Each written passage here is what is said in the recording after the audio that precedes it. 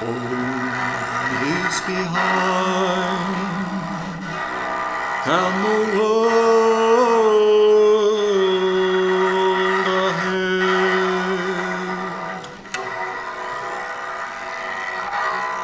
and there are many paths to tread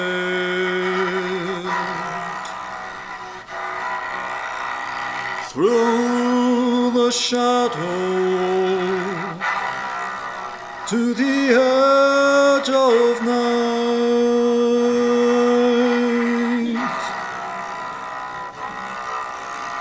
until the stars are all aligned.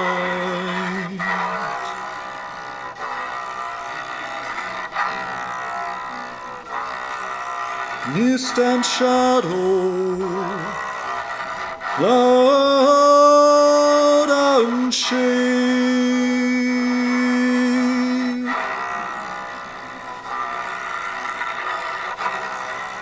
away shall fade, away shall fade.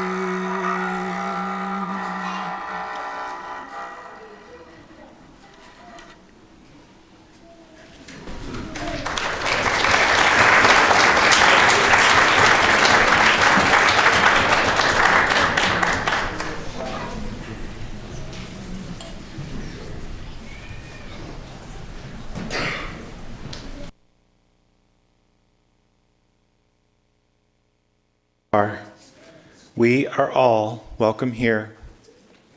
You are welcome here, your age, your size, the color of your eyes, the color of your hair, or of your skin. All of you, inside and out, is welcome here, and so am I. No matter your gender, who you love, how you speak, or whatever your abilities, all of you is welcome here. You are welcome with laughter in your heart or tears in your eyes. Whether you believe in God all of the time, some of the time, or none of the time, you are welcome here. No exceptions. Once I was a stranger here, and my heart found a deep welcome. Each Sunday now, it is renewed again and again. Together, we are a community of open minds, loving hearts, and willing hands. Good morning. Good morning. And welcome to South Valley Unitarian Universalist Society. My name is Cortney Bouldin. My pronouns are he and him. I'm a tall man wearing a gray sweater with short hair and a beard. And it is my privilege to serve as the worship associate for this morning's service. Our worship leader is Reverend Lora. I have a couple of things that I want to say at the start. One, there are quite a few people at the back. If you'd like to move forward, we have plenty of seats up front, and I promise we don't bite. The other is that it's cold and flu season, and so we have masks at the front. If you're feeling sick, we have service at home. We encourage you to do that. If you want to protect yourself, we welcome you to wear a mask. Please keep yourself and other congregants safe. It's a tough time. Let's take a moment now to welcome each other. Our first welcome will be to those who are in our online community. If you could just turn and wave to those who are in our online community. They can't see, we can see that. We can't see them, but they can see us. And I encourage those of you who are in our online community to share the chat box with each other and give each other a greeting, while those of us who are gathered in body in this space now also rise and take a somewhat brief time to introduce yourself and to welcome one another.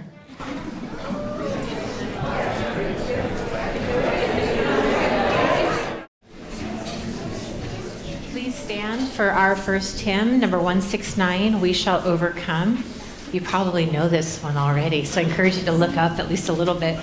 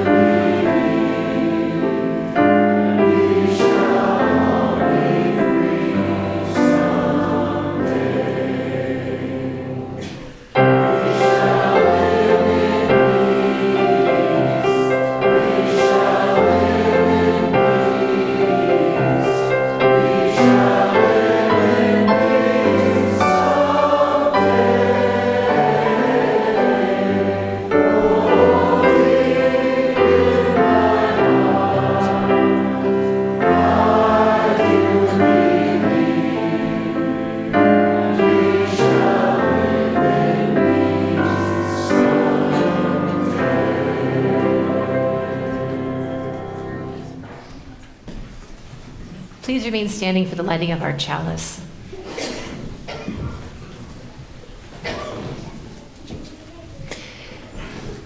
Please join me in reciting our chalice lighting words as we have our lighter come on up. All right, do you want to read these words or do you want to just light the candle? Okay, go ahead and light the candle. We light this chalice for the warmth of love, for the light of truth, and for the energy of action, and for the flames of resistance.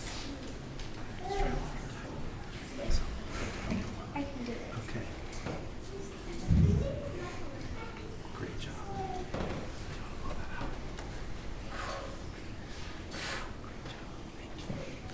You may be seated.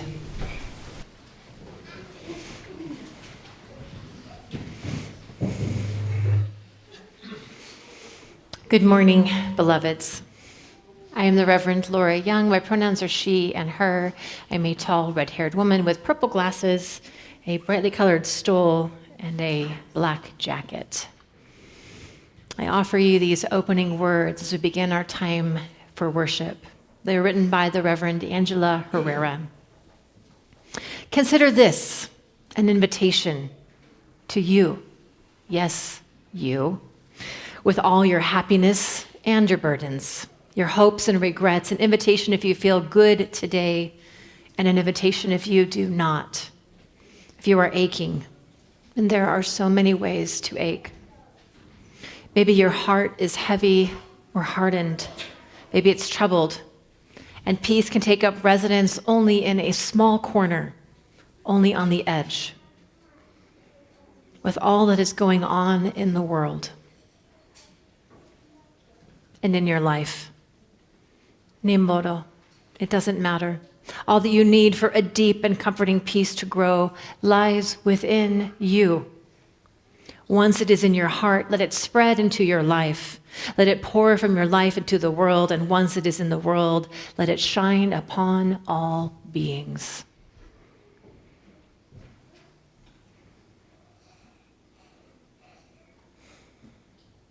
And from that shared and communal light, let us light a new candle this morning. Whenever a beloved member or friend of our congregation dies, an empty space is left, a seat in our sanctuary and a hole in our hearts. This morning I announce with deep sadness that Bob MacGillivray has died. Our memorial candle burns for him. Bob was beloved to this congregation. He served in many, many leadership roles over the years and was especially dedicated to the grounds with his wife, Kate. They oversaw just about every fall and spring cleanup and coordinated the repaving of our front parking strip in 2021. Bob played a crucial role in our application for the FEMA grant, which has resulted, as you noticed this morning, our brand new doors, which are awesome. And Bob was also a regular participant in justice rallies and community work throughout Salt Lake County. He is survived by his beloved wife, Kate, his daughters, Robin and Shayna, grandchildren, Emily, Lydia, and her husband, Nick, and their beloved dog, Rosie. We hold each of them in our collective thoughts and prayers. A memorial service will be held on Saturday, February 14th, here at South Valley at 2 o'clock. There was a misprint in happenings this week that said it was the 11th. It is on the 14th. Everyone is invited to attend. Our faith, this congregation, is dedicated to the proposition that behind all of our differences, beneath all of our diversity, there is a unity that makes us one and binds us forever together, in spite of time and death and the space between the stars. Let us pause in silent witness to that unity.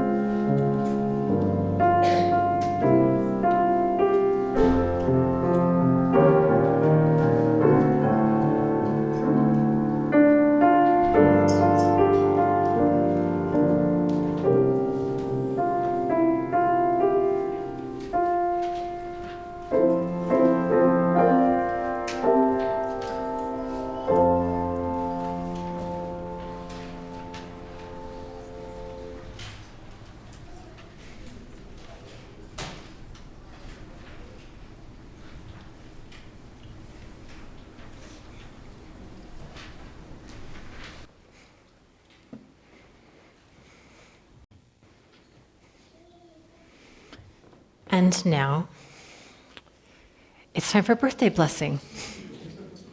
It's the first Sunday of the month. If you have a birthday in the month of February, you are invited to come forward.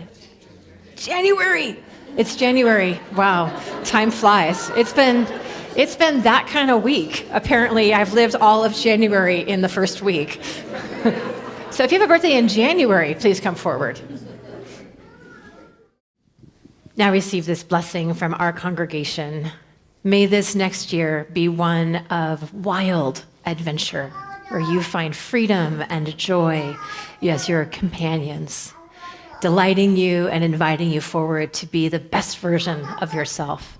And may also, when sorrow and hardship come to you, may you remember the bonds that are available to you in this community, and may you turn to those that you love and cherish and allow them to walk you home.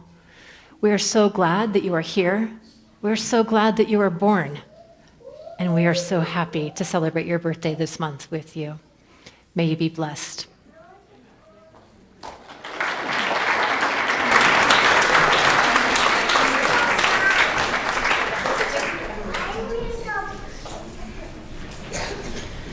And now we have a very wonderful opportunity that only comes too rarely to a congregation. We are going to be blessing 2 babies into our congregation. We are so glad that you have arrived. Every child comes to us as a gift and reminds us of the spark of love that resides in each of us. With each new life comes new responsibilities, new joys, new challenges, and new blessings. May this day be a day of sweet memory and joy, and may this place, this community, in this time and in this place, forever be a refuge to you and to your family. To raise up a human being is one of life's most sacred tasks and one of the world's most precious of relationships. Your love and your dedication will shape their outlook on life and who they know that they can be. In this, you have written little letters, short letters to your children, and I'm going to invite you to share them right now. We're writing this to you when you are still very small, before you can read or speak, before the world has had much time to tell you who you are. Right now you are mostly just yourself, new, soft, and learning how to be here. We don't know much about you yet. You're just a baby, and that's exactly as it should be. We don't need to know who you will become to love you completely. What we do see already are small, quiet things. When I give you a bath, you're patient with me, even when I accidentally splash water on your face. You're usually calm, observant, content just being held. You do have needs, you make them known, but even then there's a steadiness to you. You simply exist exactly as you are. As you grow, there are a few things we hope you learn, not because you must, but because we will try to model them for you.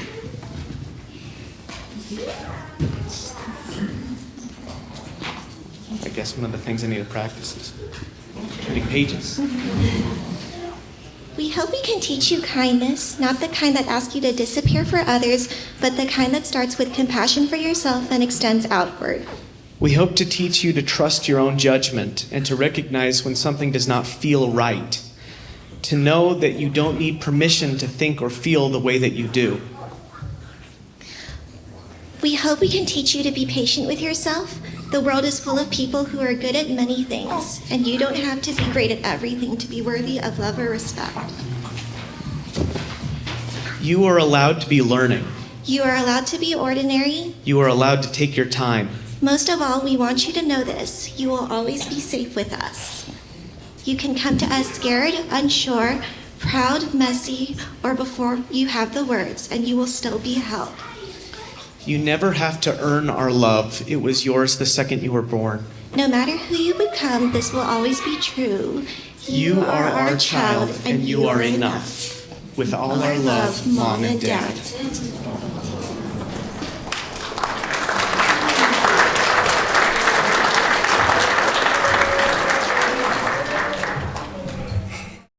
Almost a year ago, you came into the world and made our family complete. On this day of your blessing, we make you the following promises. We promise to provide a nurturing environment, physically, emotionally, and spiritually. right, we're doing one of those things where we pass the mic back and forth. Weird. We promise to follow your lead and your interests, not project our own onto you. We promise to provide you with diverse opportunities to introduce you to different cultures, ways of thinking, and lenses through which to view this world. We promise to see you as an individual, separate and distinct from your sister and ourselves. We promise to always meet you with acceptance regardless of your sexuality, gender expression, religious identity, or political affiliation. She does pretty well, actually. We will make mistakes. We promise to admit when we are wrong and make amends where we can. We promise to foster a love and deep respect for the natural world and live through example in our stewardship of this planet. Love always. Your parents. Very good.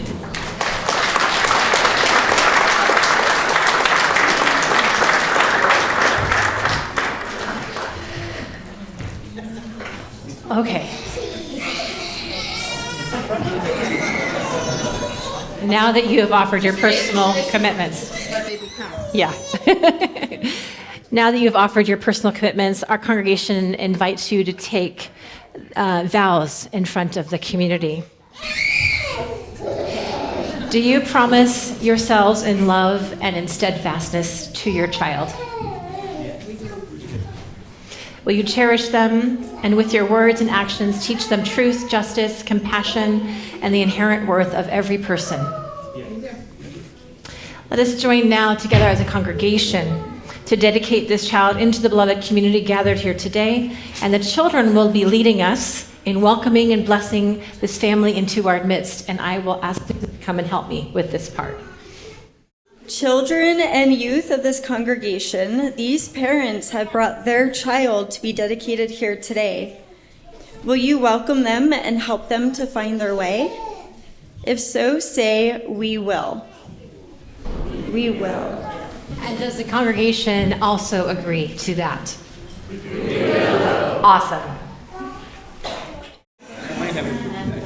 Oh, perfect. That's awesome. I love poopy diapers. Okay. Awesome. Okay.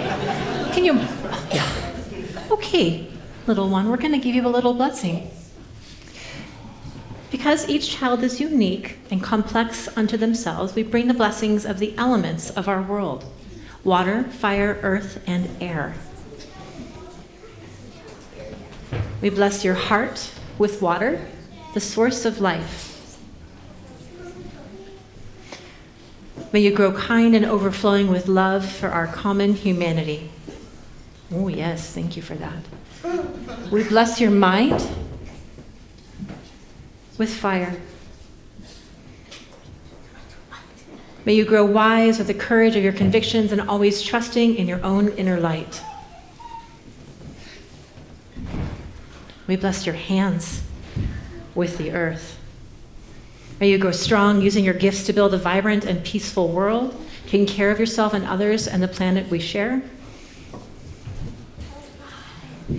And we bless your spirit with air and the creative breath of life. May you grow joyful, leading a life filled with wonder and being. May you be an inspiration to all of the others in the world. We are so glad that you were born, and we can't wait to see who you become. You're very welcome. Bye. Yeah.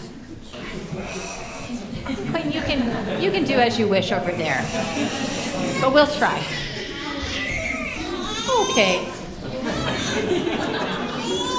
Okay, a little closer. You're gonna bless your heart with water. Yes, I know you would love to grab that so much. Please don't throw. I know let's not throw, okay?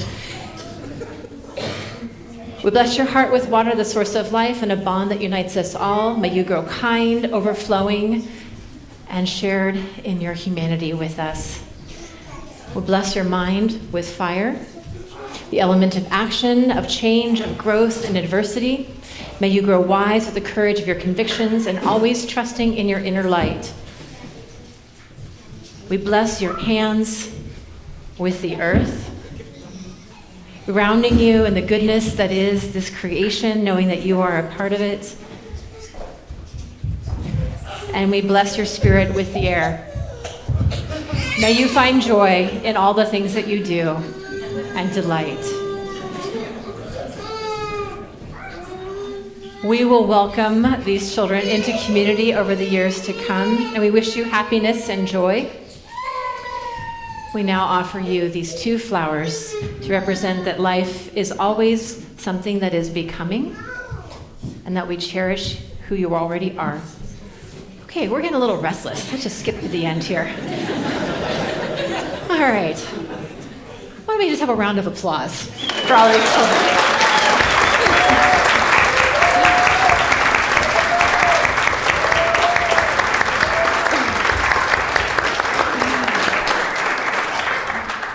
And we have 2 gifts for your families as you go forth.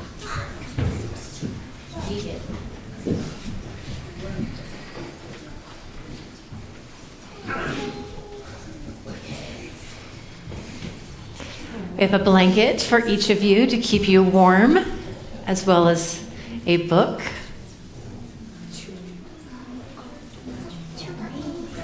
Welcome, and we are so glad that you're here. We will now release our children down to their activities and maybe some jumping jacks. And let's sing them out.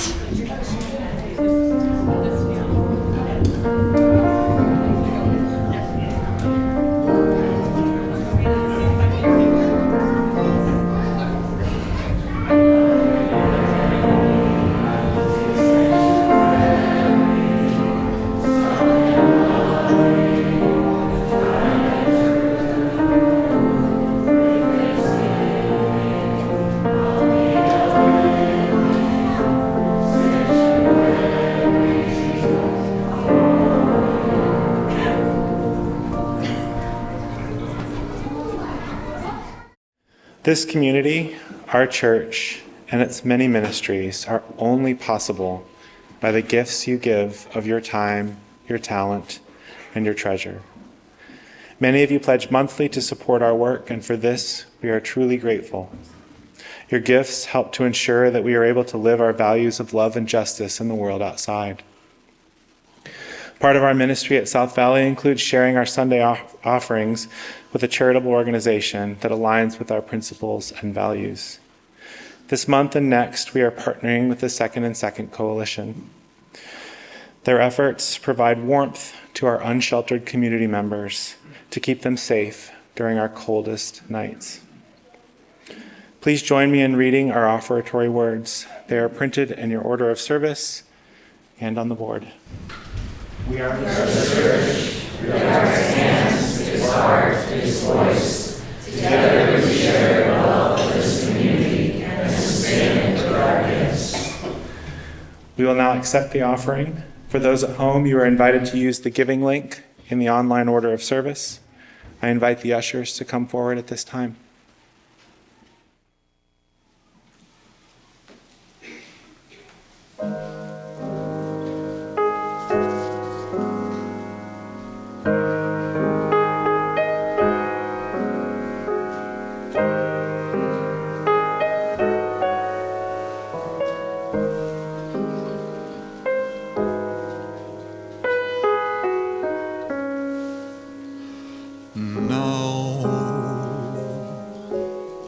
Out of the night, soft as the dawn, into the light, this child, innocent child, soft as a fawn. This child is born, one small heart, one pair of eyes, one work of art. Here in my arms, here he lies, trusting and warm, blessed in this morn a child is born.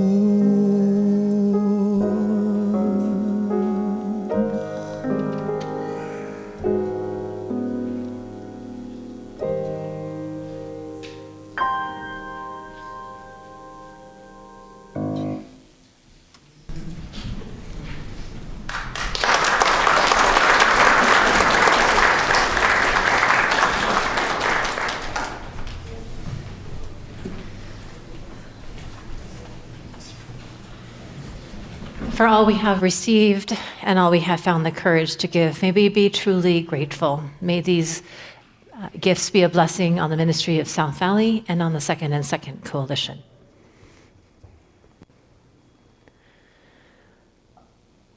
Beloveds, it's been quite a week, yeah?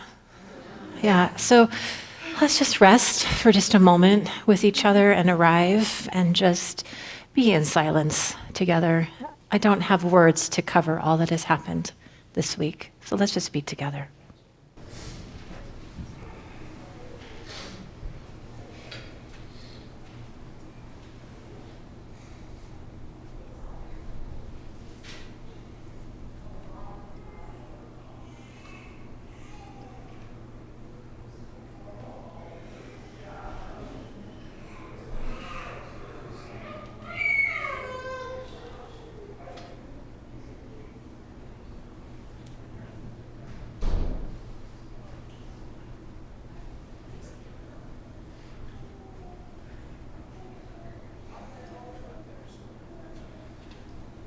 May it be so.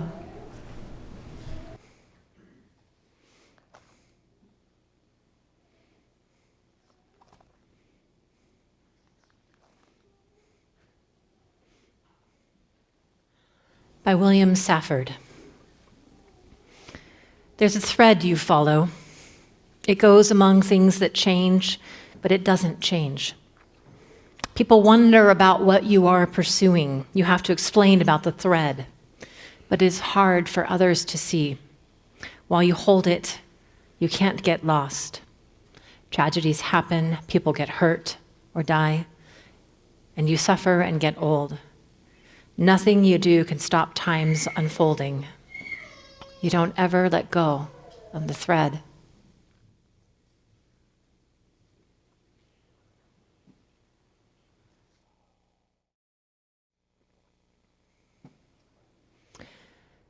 Earlier this fall, I had the opportunity to attend a lecture by Secretary Pete Buttigieg and photojournalist and storyteller Andy Mann through the Wasatch Speaker Series at Abarvanel Hall here in Salt Lake City.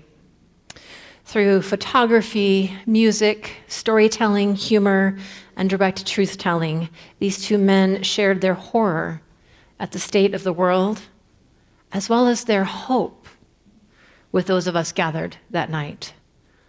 And it was so powerful because their commitment to an active hope in the midst of the climate degradation and political upheaval that we are currently facing, it met us in our sorrow and our angst.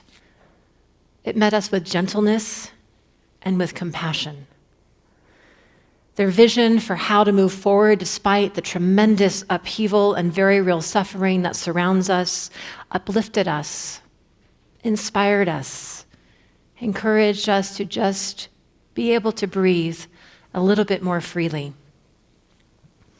They did not shy away from speaking directly that authoritarianism was rising in our nation and that fear was being used to turn us away from one another and towards increasing violence. In October, it still felt perhaps possible. It still felt perhaps like we had not yet arrived at the shore of authoritarianism.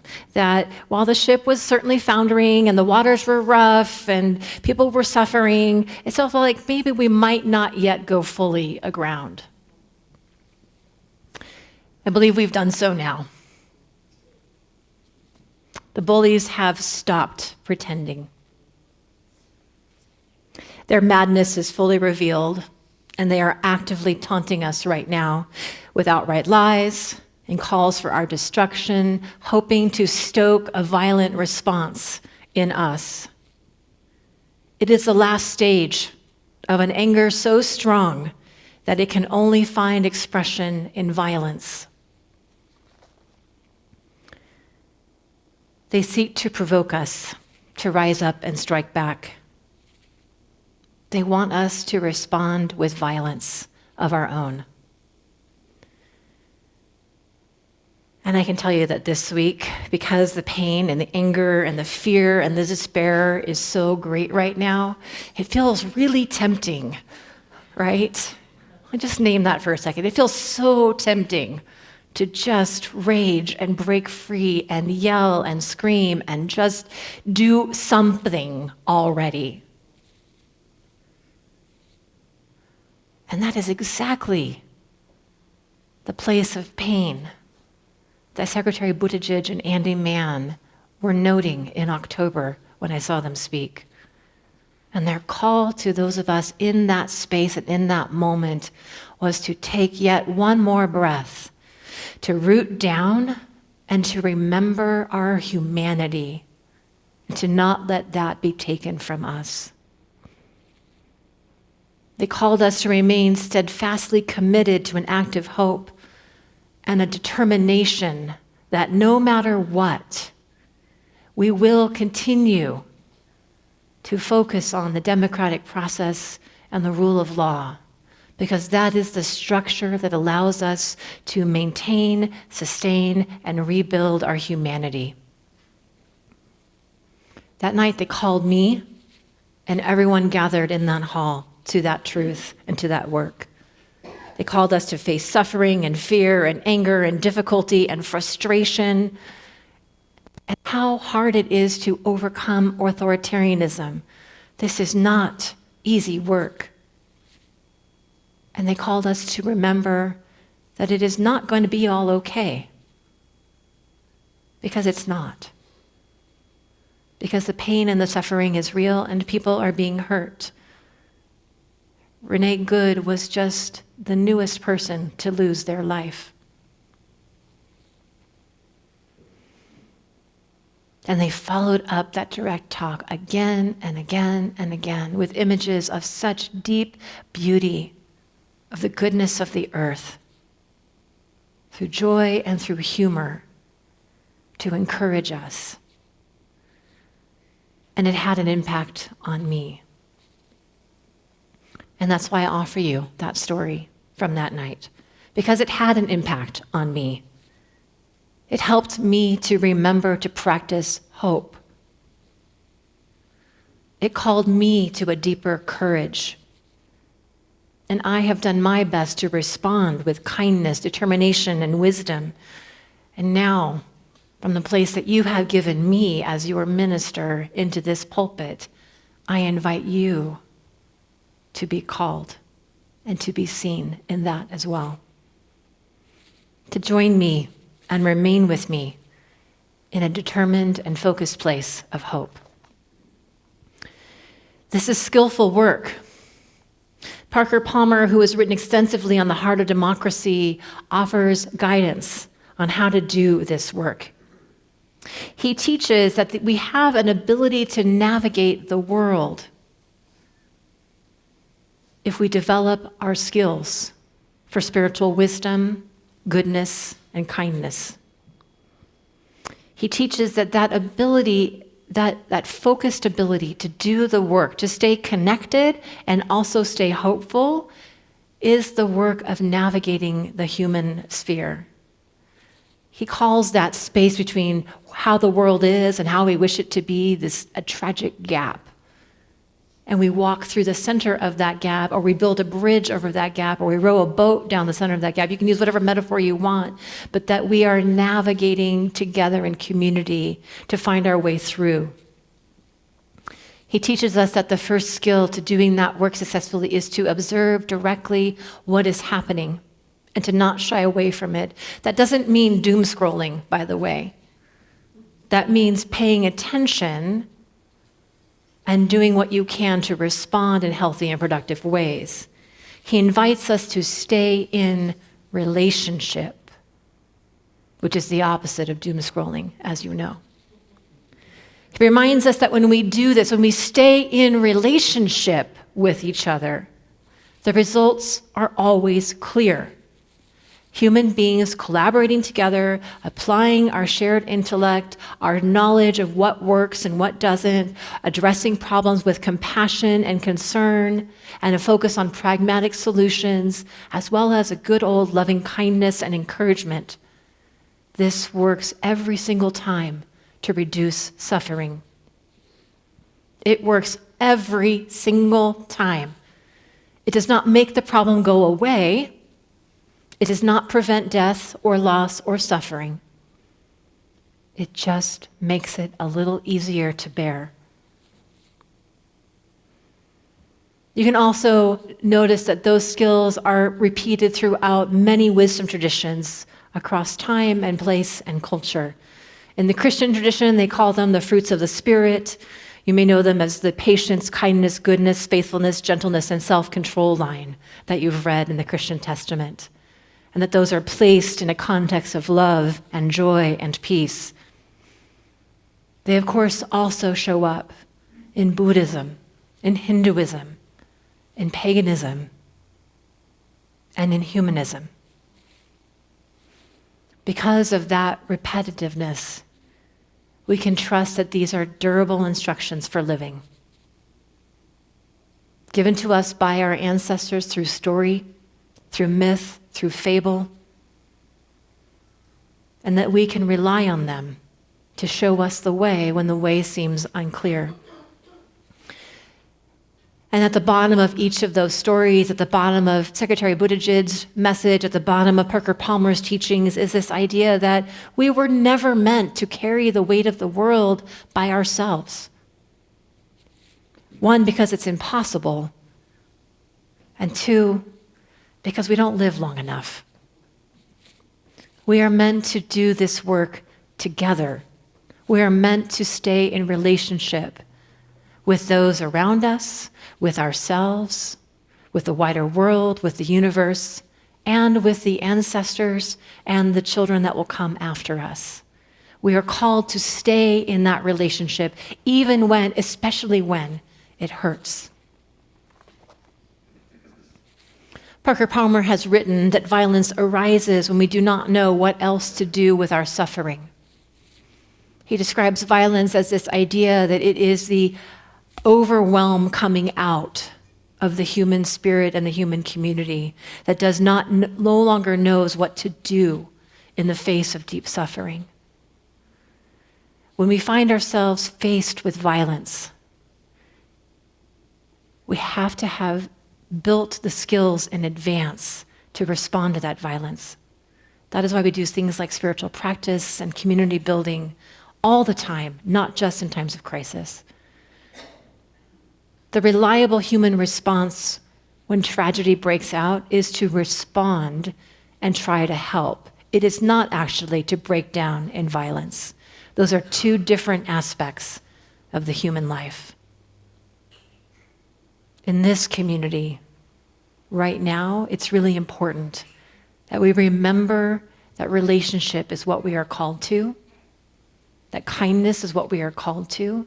That does not mean doom scrolling. That does not mean not responding. That does not mean, hiding from what's going on.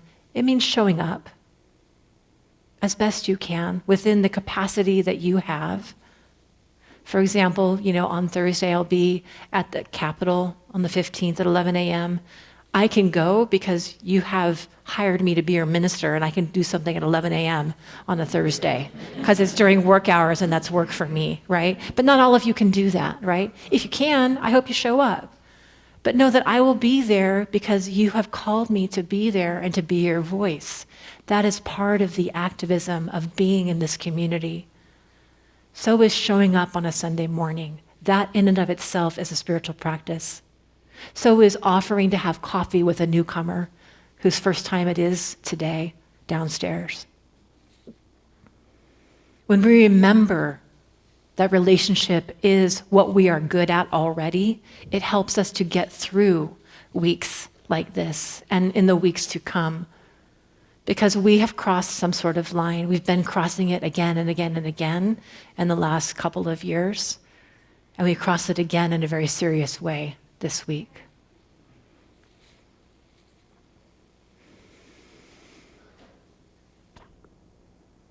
On Friday evening, I had an experience also that gave me hope, and it came from within this community.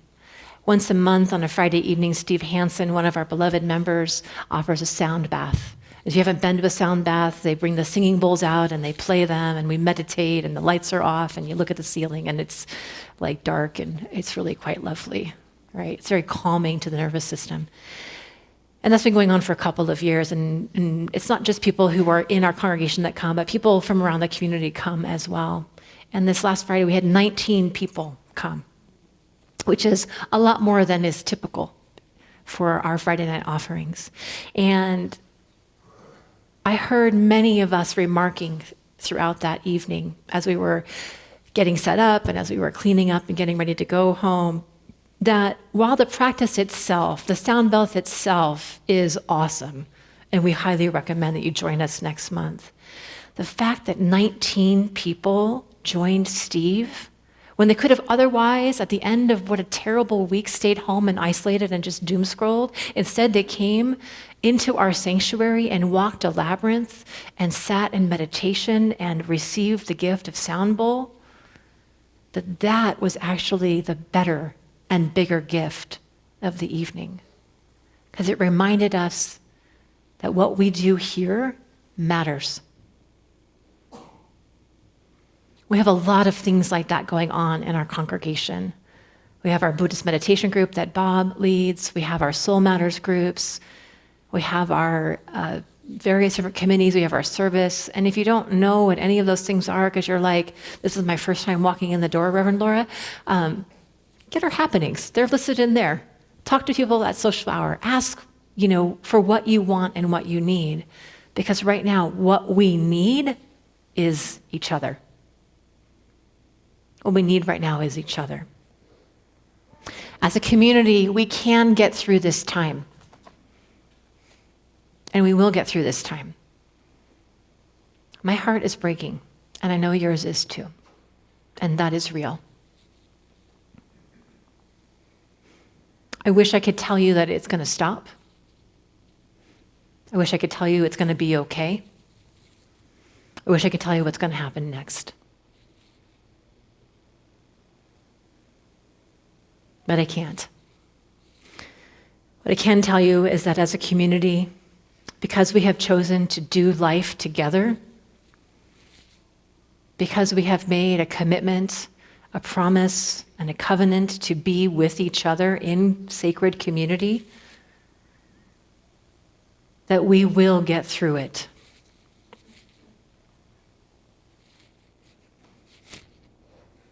Let's walk each other home, my friends.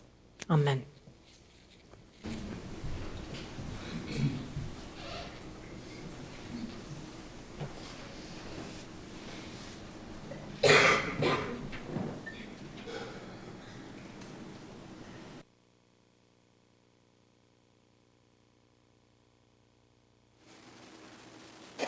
I have a poem. Am I off? Can you hear me in the back? All right. I have a poem titled Directions to You. It's by Rainy Dawn Ortiz. Follow them, stop, turn around. Go the other way. Left, right, mine, yours. We become lost, unsteady. Take a deep breath. Pray. You will not always be lost. You are right here, in your time, in your place. North. Star guidance as we look up to the brightest white, hoping it leads you to where you want to go, hoping it knows where you should be. We find our peace here in the white, gather our strength, our breath, and learn how to be.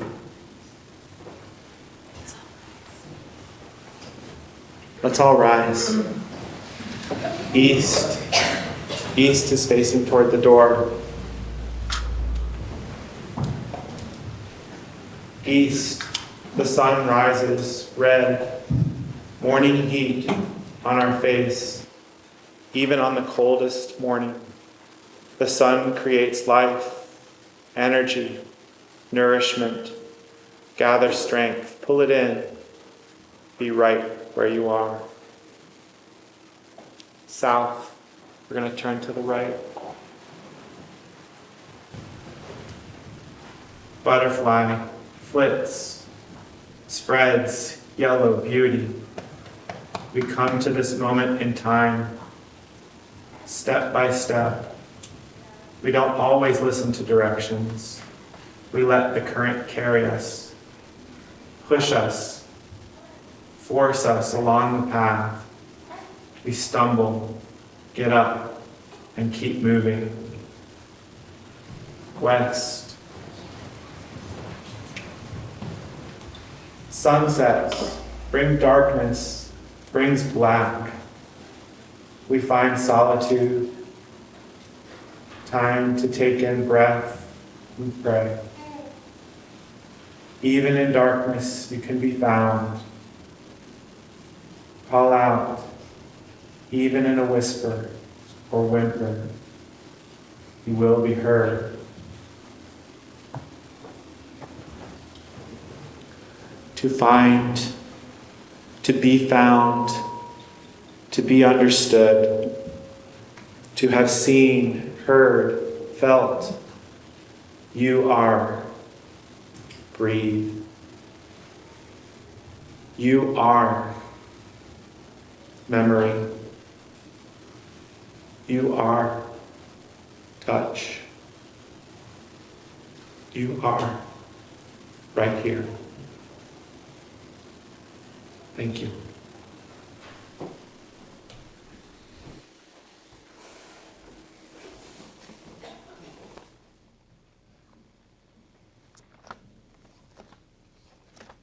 You can keep standing up. We're going to sing now.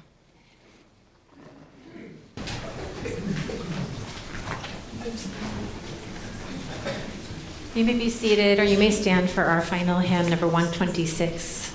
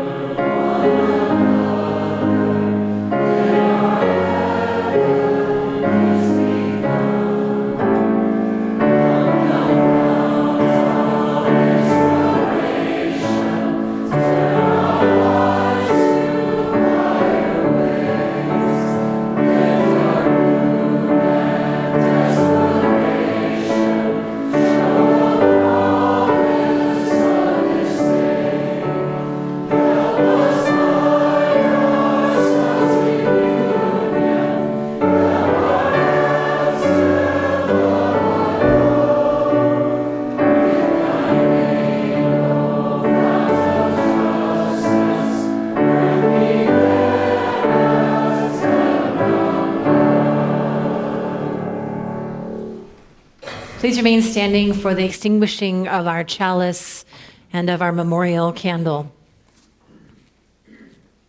We extinguish this chalice, but not the warmth of love, the light of truth, or the energy of action. We hold each other in our hearts until we meet again. And now we extinguish our memorial candle. The warmth will be gone, and the light will cease to shine.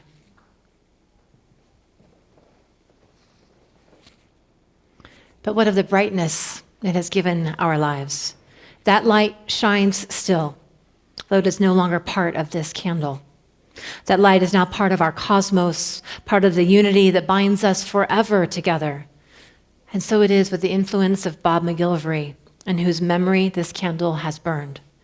In mystery we are born, in mystery we live, in mystery we die. And if you are so comfortable, I encourage you to hold hands with one another, though it is cold and flu season, so you might just put your hand on your heart too, and receive this benediction in the form of a story to send you forth. Transforming heartbreak into new life is the aim of every religious tradition at its best. And here is a Hasidic tale for that. A disciple asks the rabbi, "Why does Torah tell us to place these words upon our hearts? Why does it not tell us to place these holy words in our hearts?" And the rabbi answers, "It is because as we are, our hearts are closed, and we cannot place the holy words in our hearts. So we place them on top of our hearts, and they stay. They stay until one day the heart breaks and the words fall in."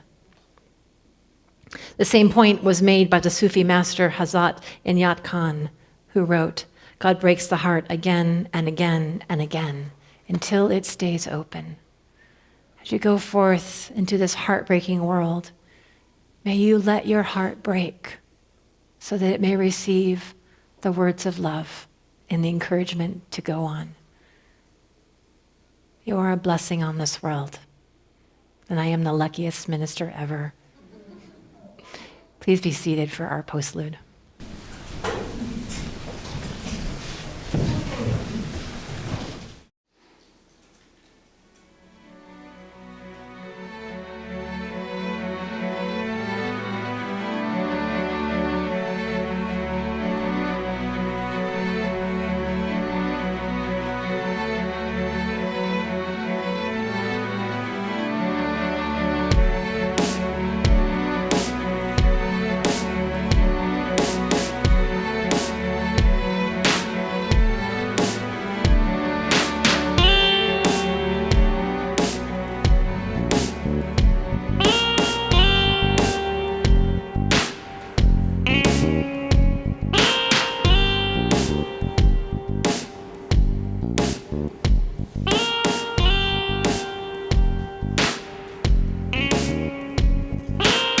Hey, listen up, y'all. I'm about to tell a real sad story. It's an old story, it's a new story, it's the present, past, and future of the vast majority. It's the best times and the worst times, reason and foolishness, sense and insensibility. If you ain't feeling me yet, then soon I bet you will, because this story's about you too, unless you're one of the lucky few who escape the queue and get your dues, living in the who's who. I guess good for you, but if this don't sound familiar, then remember your brothers and sisters who can't escape it, who try to make it, always scrimping and scraping by dollar to dollar, day to day, hoping eventually they'll find a way, believing in the dream, even if it doesn't seem likely to be real. And if that's you, slaving away in the school of hard knocks, in the sweatshops and the factory blocks, waiting for that check to drop, I've been there. I am there. I hear you. I speak for you, and maybe someday we'll find a better way. Until then, I got some things to say. Listen up. Everybody's got somebody's boot on the neck. Everybody's occupied by whether they make rent. We part of the hive, thus the things that should drive us turn out to be the very iron wedge to divide us. A wedge like a peg filling holes. I got ghosts to occupy a role and earn the bread to get my stomach full. But mail's hard to come by when you're sitting high and dry. Every minute on the fly, I got no tears left for to cry. All the crying and trying met with lying and gaslighting. You say you got a bootstrap, but it's just a money trap. You say the road is clear, but nobody made a map. I guess lecturing come easy with that money in your lap. Love of money is the root of every cause, every flaw. I know I hit it on the schnoz like Frank Baum with the land of Oz. I can't figure out the reason why you pass every season. Cold as winter, give a hint to let it fester like a splinter. Why you gotta be so greedy? Why not stop to feed the needy? You know the story well as I do. How old Scrooge was holding tight, squeezing dry, all about the bottom line, but faced with what he'd lost some ghosts, set his heart on defrost. Gave a raise, a holiday, yeah, the old man gave it all away. Went from hated to beloved, left behind the push and shove of the rat race, and lived by grace with a smile on his face. Ain't no reason why we can't make space in our hearts and live every day like Ebenezer for the whole human race. So let's see to it, everybody got a space.